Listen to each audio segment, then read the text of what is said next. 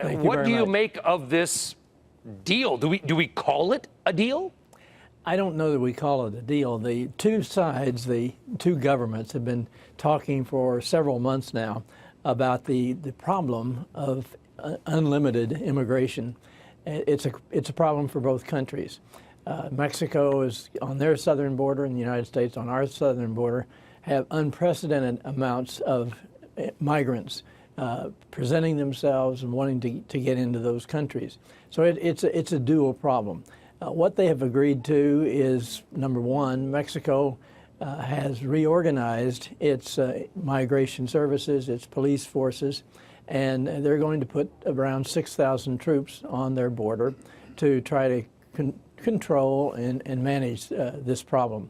Mexico, if the United States, Mexico, and Canada will pass the new NAFTA, the USMCA, then there's no question that Mexico will be buying more agricultural products from the United States, and that trade will actually grow.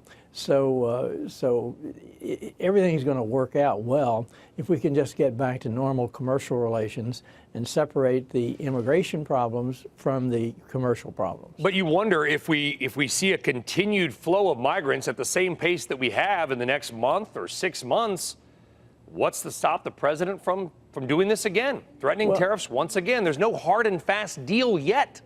Yeah, well, I think, first of all, President Trump has as a favorite tool tariffs on almost every kind of problem.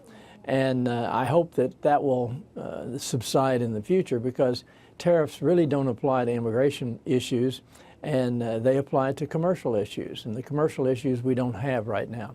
So I don't know what the president will do in the future, but the fact is that both countries, both governments are working together.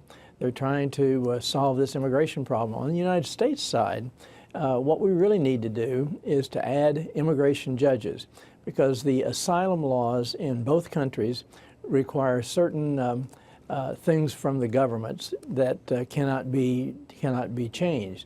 And those things are, there has to be interviews of these migrants to find out if they truly qualify under our asylum laws and Mexico's asylum laws. And that takes a certain amount of time. The courts have said it has to take a certain amount of time, that it has to be processed. And so what we need to do is to beef up our process. What Mexico needs to do, which they have done, is to beef up their police force so that they can control and manage the migrant problem. All this, Ambassador, of course, as they're trying to get through the finalization of the new NAFTA, if you will, the U.S. MCA. Our trade with Canada is huge, but a lot of that is also petroleum products. China gets all the attention. But can you put into perspective just how big and how important the U.S.-Mexico trade relationship really is? It's our number one market. The Mexican market buys more goods and services from the United States than any other market in the world. So it's very important that we protect, preserve, and expand that particular market. It also leads to a very good relationship on governmental matters.